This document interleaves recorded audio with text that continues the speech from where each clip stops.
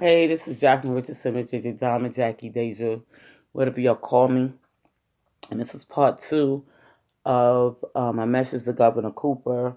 We all know that Governor Cooper is a very great man, and we just want to keep him up to speed to what's going on.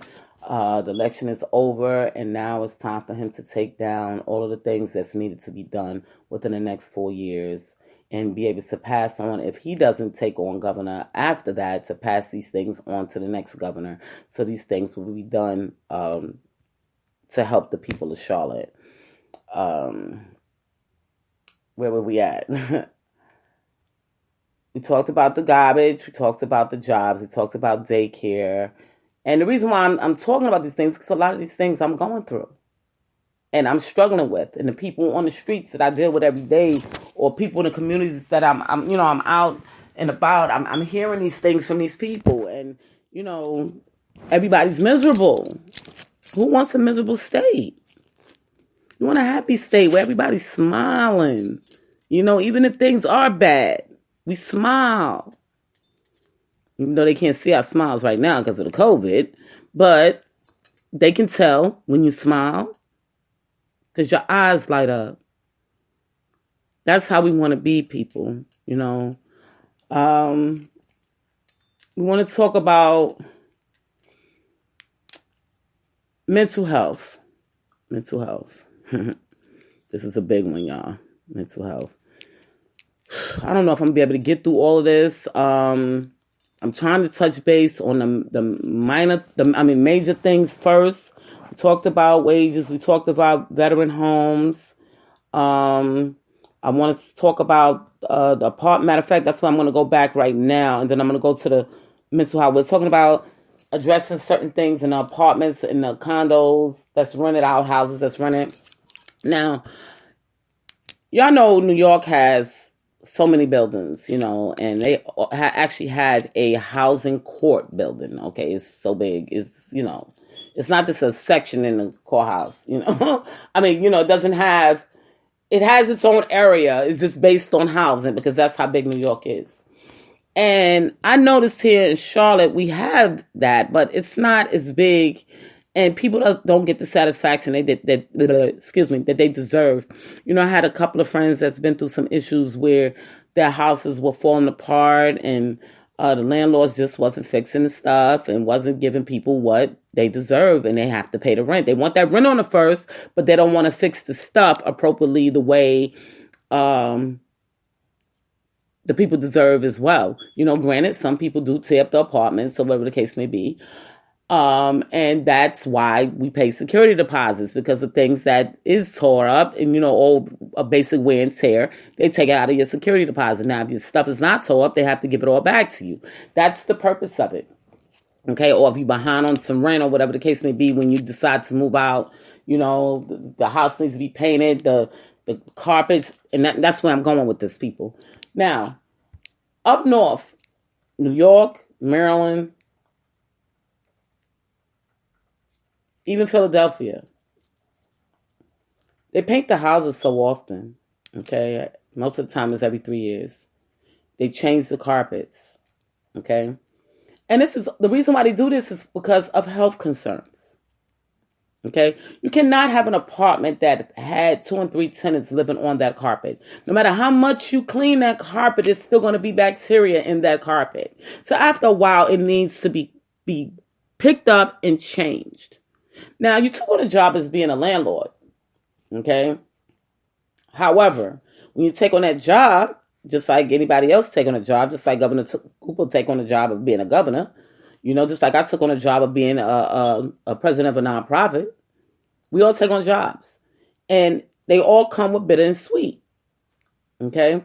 And the sweet part is, if you keep everything up to date and right, most likely you'll get your rent. Okay? When you don't, sometimes you won't.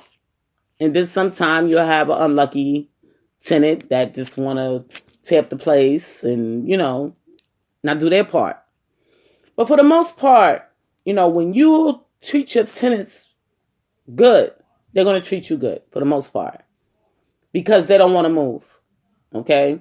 Now, if I know my landlord is coming and painting or getting it painted or even dropping off paint, changing my carpet every 3 years, when I need something fixed, they come out and fix it. I'm not leaving. I'm his investment. Where am I going? I'm going to work hard to get this money, to give to him. Because I know my house going to stay looking nice and be peachy. However, the landlords here in Charlotte are not like that. And that's something that needs to be addressed, Governor Cooper. You know, you're getting $1,000. Okay? You're getting $1,400. You're getting $1,800. Why is it my carpet can't be picked up and put down new? And why is it, and if you don't want to do carpet, do hardwood floors. I've seen, in Maryland, I've seen a landlord say, hey, I don't want to do the carpet thing because I'm not changing carpet every 3 years. So I'm putting down hardwood floors. I'll change a plank or two here. Let people worry about their own carpet. They can get a throw rug if they want carpet. That's their business. Make it simple, people. I know carpet looks good, but it makes us sick. And it's with so much you can wash your carpet. Just like when you wash your clothes, what happens to it? It wears. The same happens with a carpet. If you wash a blanket 50 times, it's going to wear. So you have to get to the bottom of that based on the welfare and health concerns of people. It's sad to say that I'm one of the ones with the health concerns. But y'all gotta start talking to people about this stuff because it's happening right here in y'all communities. Y'all can keep your health care down if y'all make these people do what they're supposed to do and lets people be in emergency rooms. See where y'all gained some money already? Just by making these people do what they supposed to do. Making them follow the rules. And y'all want us to follow the rules, the people down on the ground. So why they can't follow the rules too? Just because they have a business license or they have this and they have that. It's not fair. Everybody, if one has to follow the rules, everybody has to follow the rules. Okay, so we're done with that, with the housing issues. Mental health. We want to go to mental health.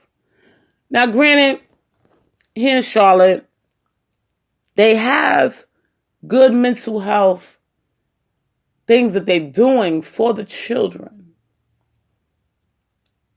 But it's so hard to get. It's so hard to get it. In order to get it, you have to actually be in a court system. Or you got to raise a tizzy to get some help with your children.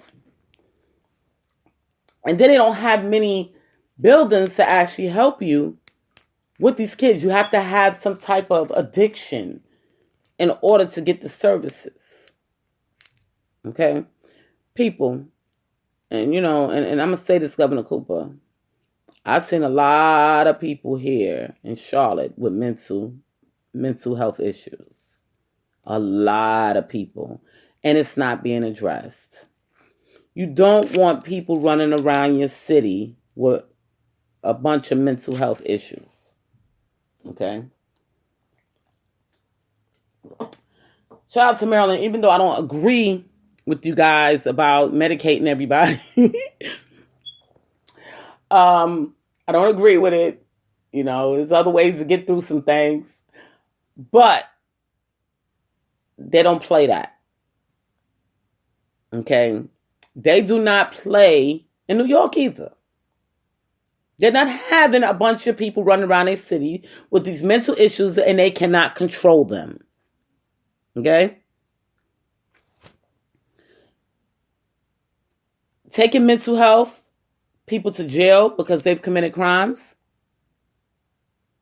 is not the issue. I mean, it's not the way. That's where I was trying to go. It's not the way. People with mental issues it has to be addressed. Okay? Something is going on with them. They need to see somebody. They shouldn't have to be admitted. They shouldn't have to, like, and I'm going to be honest with you, with all this stuff with the COVID going on now, I go to a therapist. I found my own one, found a therapist, and when I need to go, because I don't go all the time, only when things get very hectic for me, I call up and, they give me an appointment. Now, granted, it's COVID now, okay? And it's like they're not working at all. That needs to be addressed. We need therapy and mental health every single day, especially during COVID.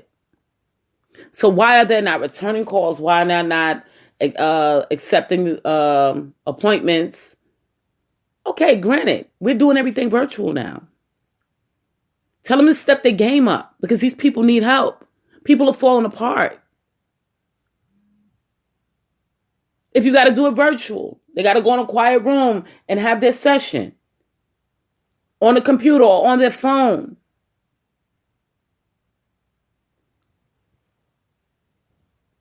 You can't stop mental health, people. Okay, you just can't. Governor Cooper, you got to get at them about this ASAP. Because all the work that y'all trying to put in here in Charlotte will be destroyed if you don't get these people back on their right mind track. Because everybody is losing it. One, because they're so confined. Like when I go to work, I'm in here with all these people. We in boxes now. I mean, I could deal with it, because I stay in my room a lot anyway. I stay in my house, so I could deal with it. It don't bother me to be confined. But for some people, it really gets to them, and they need somebody to talk to. That's one of the reasons why I designed Private Friend Incorporated. But, Private Friend LLC, but that's for something else. We'll talk about that some other times. These people need, do you see them ranting on Facebook? Some of the things that I just be like, I just shake my head. Like, if they just can get them some mental help, they'll be all right. That has to change. We have to cater to the people that have mental health issues. Because it will reflect on other people. My grandson has mental health issues. And I had to seek mental health myself for dealing with the stress of him every single day of my life. Because I was at the deep end. And pills are not always the answer. Sometimes you just need to talk to somebody and to figure out some things. Okay, I'm moving on. I want to talk about some of the elderly issues I've seen out here. Well, a lot of y'all know I've been in the health field. Before I came to Charlotte, in New York, I was in the health field. And I see some things down here in Charlotte that's unreal to me, too. Okay, now, I had this one client, okay, granted, I don't do the job anymore, and I'm going to talk about the CNA testing. We had CNA testing. I did, okay, because I went to school to re-get all my stuff that I had in New York years and years ago. And COVID came, shut down everything, and it's like my stuff was like null and void. I haven't even got a response from these people to even take my tests. Okay, so that needs to be addressed as soon as possible because we only have a year. I can't even get anybody on the phone every time I call. So, I mean, it has to be addressed. Getting back to the elderly issues that I'm seeing out here. Now, one of my clients that I was working with, she had services twice a day. Okay. I would see her 3 hours in the morning, 3 hours in the evening. Okay. Now, mind you, she is wheelchair bound. Okay. And during the day, she has nobody with her. Okay. She didn't want me to speak on it because she was afraid that people would want to put her in a nursing home and, stuff like that. Because she couldn't afford to get services throughout the day. and she needs services throughout the day. Okay. I couldn't understand why she didn't have a case where the people are there from 8 a.m. maybe to 8 p.m., 12 hours. One, because she is wheelchair bound. Okay. Now, the way y'all look at these things is, okay, well, if they're wheelchair bound and they can't physically take care of themselves by themselves, then we need to put them in a nursing home. But not everybody needs to be in a nursing home, especially when they have a house that's paid for and all they need is somebody there to assist them with everyday living. Why do they have to go in a nursing home? So I'm just trying to understand. I'm trying to understand the way y'all look at this in North Carolina. Okay. This woman is in her sound mind. She may have some memory loss every now and again because she is aging. That comes with age. Okay. Little dementia may set in, you know. However, she can't make all the right choices because she is wheelchair bound. That's why she needs people there with two legs to help. Why is it she's being denied services throughout the whole day? Why? When she's wheelchair bound, she can't jump out the wheelchair and walk around at all. She can only use one hand. So why is she left unattended for certain hours? So see, some of these other things that you address with some of these other issues will take money from there that you can put towards the elderly. I get it. Your budget is tight. You're throwing money so many places. And y'all can't afford it. But if you straighten out some of these other things, the money will be freed up. And then you will be able to afford to help people like her. I mean, I'm just saying. Those are the facts. Those are... I just don't get where they didn't see it. I just can't. I just can't get with it. How they couldn't see it from the beginning. That if a person doesn't have any legs and they're living off of a wheelchair and only have one arm that they can really use, why is it they should be alone at any given time? I just don't get it.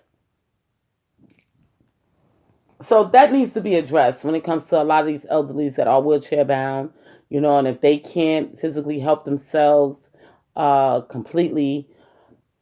And granted, I understand sometimes the elderlies want to be alone, but it's fine. They can be alone. They can be alone by themselves in a room or doing whatever they do, but they need to have someone there with them just in case they want to holler out because they need help.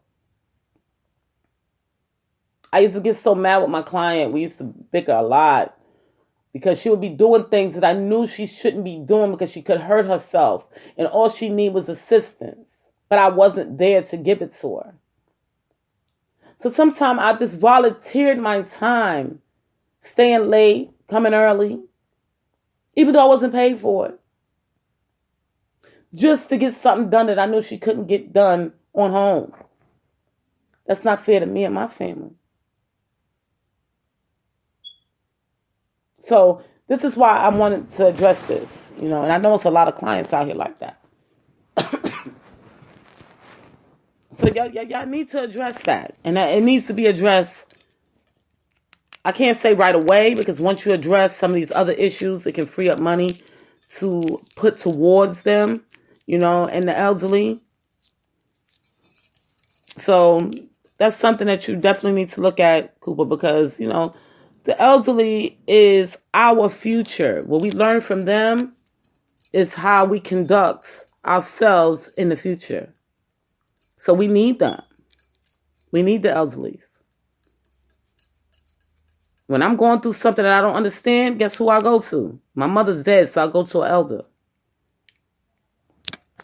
And blessed to be around them. They get on your nerves sometimes because, you know, they get ornery or whatever the case may be. But they can give you knowledge. So we need them. So I'm just asking that you take care of them. I want to talk about gun permit. Let me see, where am I at? Okay, the gun permit. Let's talk about gun permit. I'm hearing now that even though we have our gun permit, that we're getting arrested. Why is that? If I have my gun permit, but I don't have my concealed, okay? If I'm physically in my vehicle, inside my vehicle, and my gun is in my vehicle with me, and I don't have a conceal, I should be fine. Because I'm in my car, closed space, and my gun is not concealed. Okay? I'm just trying to understand. I mean, it is concealed, is what I'm saying. Okay, I had it backwards. I'm sorry. It is concealed.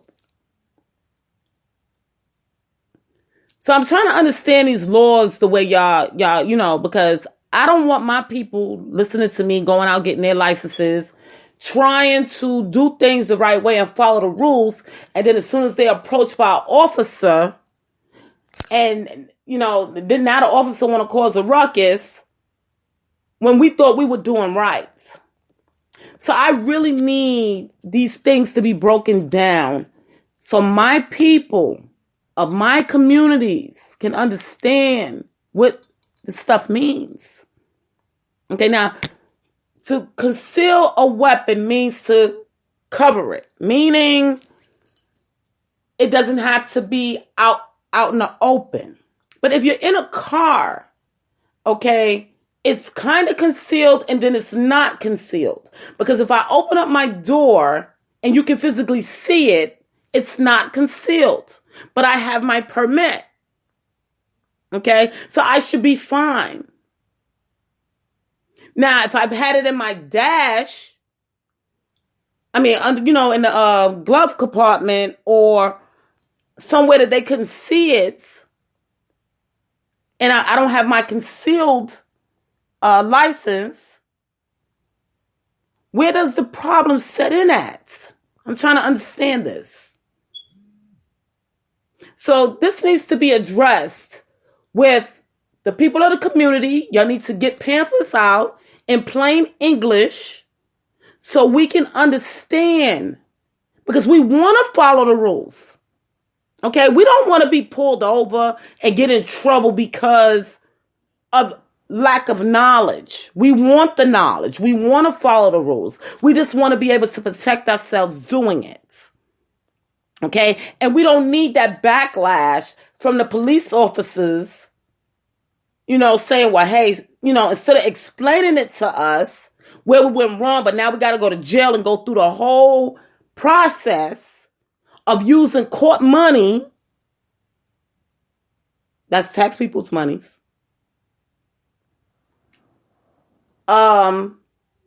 Because we tried to follow the rules.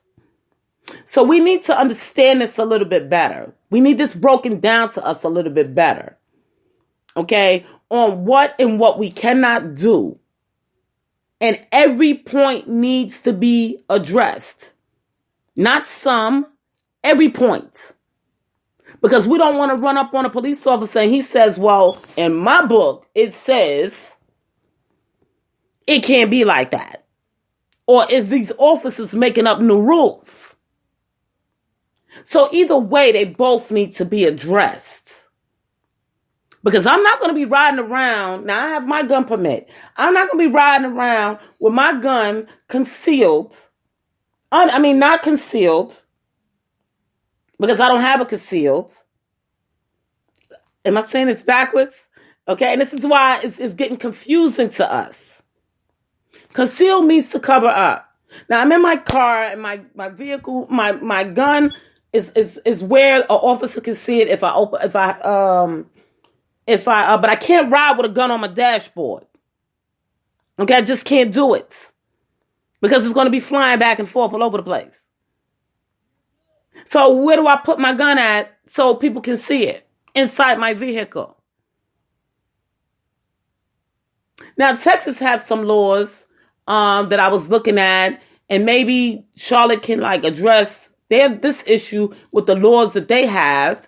I'm just giving some ideas. I'm not saying that y'all got to follow that, but we as the people, we need to know what the rule is so we can follow it, because we don't want police taking us to jail and taking our firearms that we paid money for, that we worked for, because they say that we didn't follow the rules properly.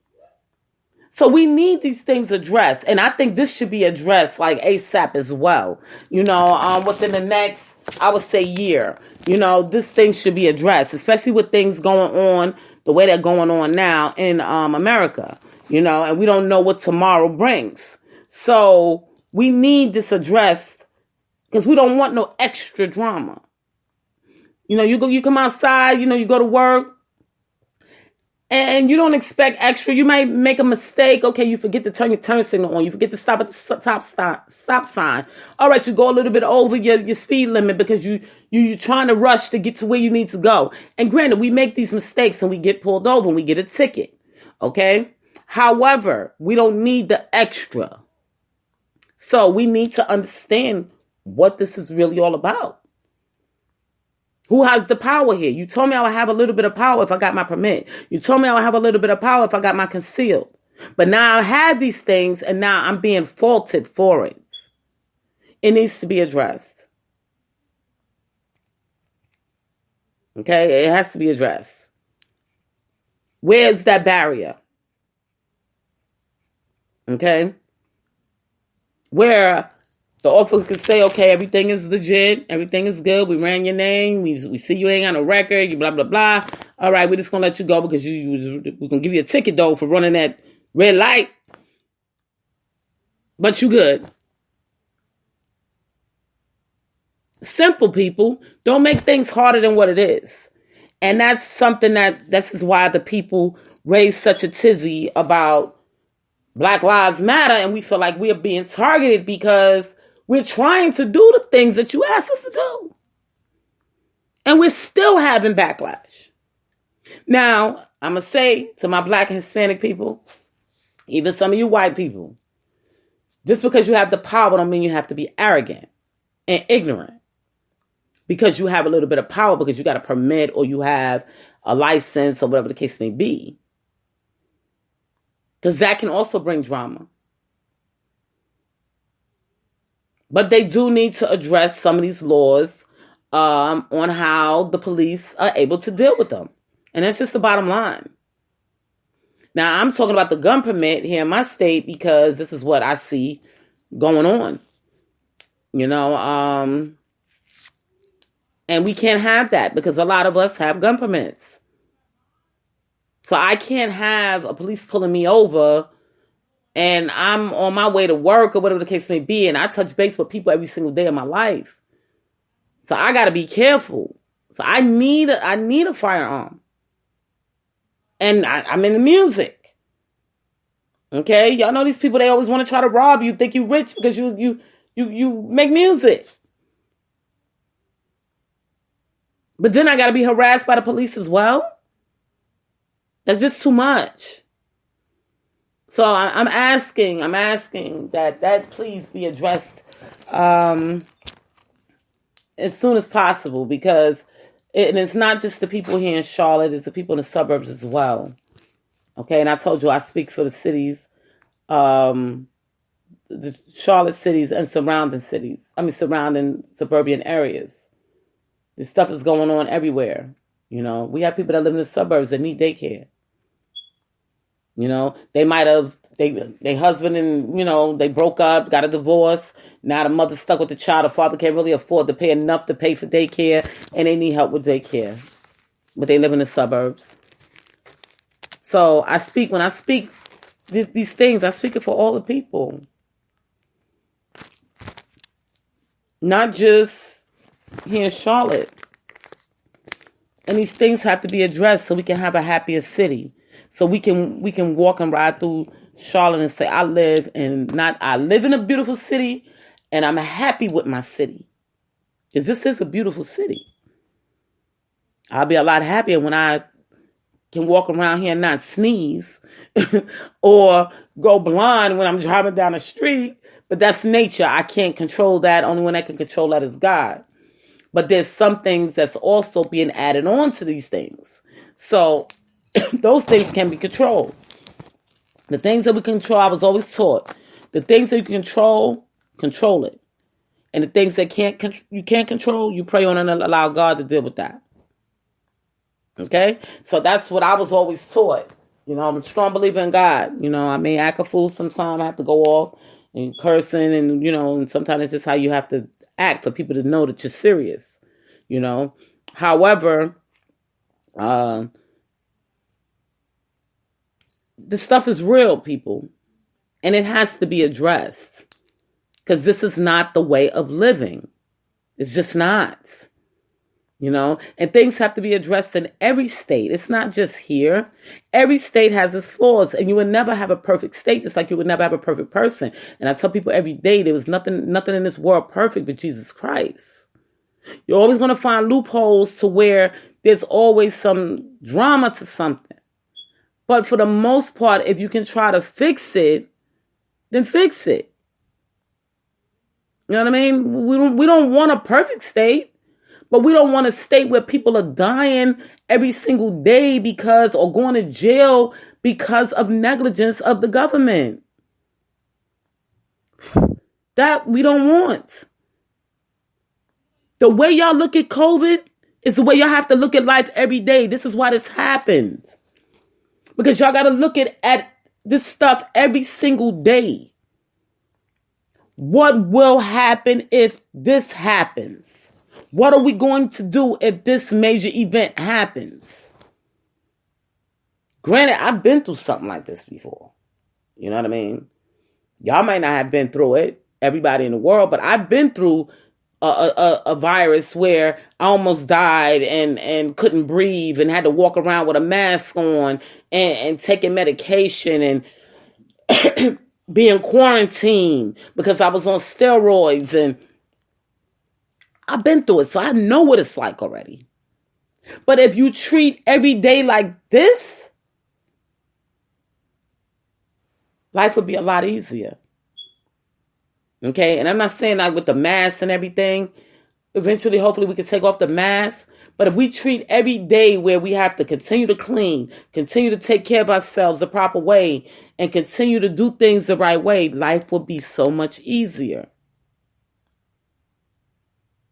We don't want these young kids killing themselves, and literally, when I say killing themselves, committing suicide because they can't see a happy day in their lives being in this government. People are literally killing themselves because of everyday life, and it's because of the government. Y'all driving people straight crazy because y'all don't want to fix stuff. And I mean, Governor Cooper, this is not personally to you. You work with a lot of people and their fault. I mean, some people have other issues that, you know, they're dealing with, and that may be the reason why they're killing themselves or they acting out or whatever the case may be. But for the most part, most of these kids today that are killing themselves and they're growing up today just can't deal with everyday life of how things are done. Because y'all have made it so difficult. And it's all about money. And we know this. It's all about money and budgeting. But y'all have to get down to the nitty gritty of where the money really needs to go. And stop these companies from stealing from y'all. Because that's what they're doing. And then it hurts y'all community. It's hurting the people of the communities. And then now everybody is screaming, I hate this place. I hate this place. I just can't get a break, mentally or physically. So, and we know nothing happens overnight. We know this. But if we see action, we're going to continue to work with whatever president, whatever governor it is. Shoot. Governor Cooper, you get some of these things done for me in my community, we might be saying you need to run for president in the next 4 years. Because we want somebody that's going to be true to the game. Somebody that's going to mean what they say. Okay? Because a lot of these presidents and legislations, they get in there and they say, oh yeah, we're going to do this, we're going to do that. And you don't never see anything done. And sometimes it takes years. Like, I'm going to use Obama, for instance. He's big on environmental. Okay? We didn't see some of the stuff that he put in plan until when Trump was in office. Okay? And this is real talk, people. Obama fought in the first term about our environmental and about our breathing, having caps put on the gasoline. That's another thing, Charlotte, that y'all not up on. Maryland has had those last 7 years. Because what Obama said, they jumped right to it. Plow. Not on my watch. And that's how Maryland looks at it, Not on my watch. Because people could come back 10, 20 years later and sue you because you didn't follow the rules of what the president put out there. So, Maryland, like, we ain't losing our money. We already ain't got none against these people. So not on my watch. We're going to take care of this thing early. And that's what they did. And now we're starting to see it here in Charlotte 7 years later. So this is why we have to communicate. I don't know if y'all ever have a governor party, which y'all need to, where all the governors meet up in one spot. Have a governor party or have a virtual gathering, on Zoom or something. And y'all can all get together and talk about the challenges y'all going through, and maybe y'all can help each other. Because we all in this together. Just like y'all all in this together, we down here all in this together, we all in this together. So y'all need to create something to where all y'all governors can get together. It don't even have to be a dinner, Zoom meeting.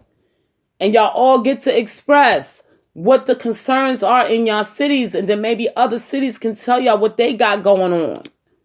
So you can be up to speed. Because that's the biggest problem. They don't know what's going on in each state. And what they supposed to be up to speed. Oh, I missed that. Oh, geez. Forgot about that. But if you have those daily reminders and the meetings, in corporate businesses, they have corporate meetings every Monday sometime on Fridays. They have a corporate meeting. Everybody gets on a phone call and talk about what they've experienced for the week or the month or the year. And y'all need to do them things. And talk with each other. Make friends. Coop, I want you to become friends with Governor Cuomo. Because that man is a beast. And I love him. And a lot of us do. We wanted him to run for president. However, we didn't get that. So, but I do suggest, you and him connecting, hoping Governor Cuomo, he opens his heart, so you can learn about what's going on in the northern states, and then maybe connect with some of the other ones in the other southern states, Louisiana, Texas, and see what's going on. Like I said, we would never be a perfect state, but we don't want to keep being categorized as the worst state either. And that's what's killing me. Okay? That's what's killing me. We are categorized as the worst everything, but yet and still is money here. Okay, so I just want to get to the bottom of some of these things, and I hope, Governor Cooper, that you pay attention. I'm going to be sharing this, so that way you can get a hold of this message and listen. And like I told you on the post, I don't know if you saw the post, get you some eucalyptus and some lavender and relax, okay? And say we're about to tackle some of these things. And you go home at night and you get you, this is small, you need a little bit of some red wine to keep that blood flowing and knock you out. So we ain't got to do that down here because Amazon knocks us out. Okay, we work so hard. Okay, when we come home, we don't even need no wine. Okay, but I understand, in y'all place, y'all not doing physical. Y'all doing a lot of mental work, sitting down, budgeting, doing all these different things. And that stuff can run in your mind all night, then you can't sleep. Things are eating at you. And we don't want no governor that's looking old and his hair standing up. We want you to continue to stay good and look good, when you get on the TV. I love to see you, when I used to see you all the time, your hair was standing up. And I was like, oh, God, my poor governor going through it. And then you got yourself together and your hair be laid down to the side, got the part on the side. And I'm like, there you go. Yeah, Governor Cooper. Okay, I see you. And that's how we want you to continue to look throughout this battle. Okay, we want you to be rested. We want you to be able to breathe and get relaxed. People don't know, even though eucalyptus helps us physically, it is also a relaxant. Lavender and eucalyptus, it relaxes us. And in that way we are able to focus. Because sometimes we lose focus because so much is going on. If you're not relaxed and your mind and body is tense, you can't gather information and do what you need to do. Because everything around you is just crazy. You got this going over here. You're trying to do this task. And now here comes some food. They want to go killing over here. Now you got to address that issue. Oh, here come the COVID. And now this is going on over here. It'll drive a person straight crazy. I know.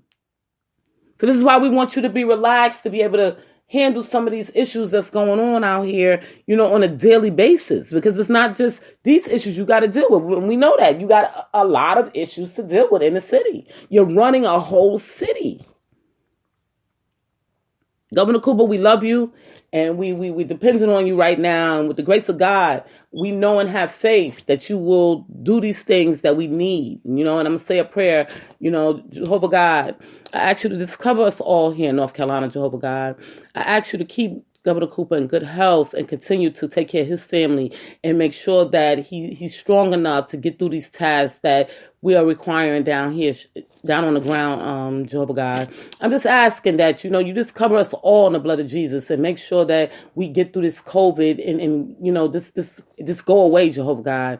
I'm asking you to just keep us all in good health and allow our people to stay in a good mindset, Jehovah God, with good vibes, Jehovah God, to slow them down a little bit so they can see, what we see that's going on and that needs to be fixed. So we can do this thing together, Jehovah God, with your grace and your glory. I ask you, Jehovah God, in your son Jesus Christ's name, amen. Y'all know I'm a prayer. I pray a lot. I pray every day. Every single day, 2-3 times a day, and we I don't want to be no minister, because people are unhappy about in the streets, talk about ministers. I'm not ready for that yet. But I still pray, I pray every day. Every day I pray for us all in Charlotte, and in North Carolina. I'm going to just say North Carolina as a whole. Anybody that's in my circle, I pray for them every single day because life is not easy, and we need higher power in order to get through some of these things, mentally and physically. I do want to say I love you all. Y'all have the rest of this day is raining, but that's God's water. He's cleaning the earth, and he has to clean the earth, y'all, so we can breathe, so we can get rid of all this negative bacteria. So we got to let him do what he do. So just because it's raining, we just get some rain gear. Y'all know the rain boots, the rain jacket, and get on out there and do what we do. I love y'all all, and I will talk to y'all tomorrow.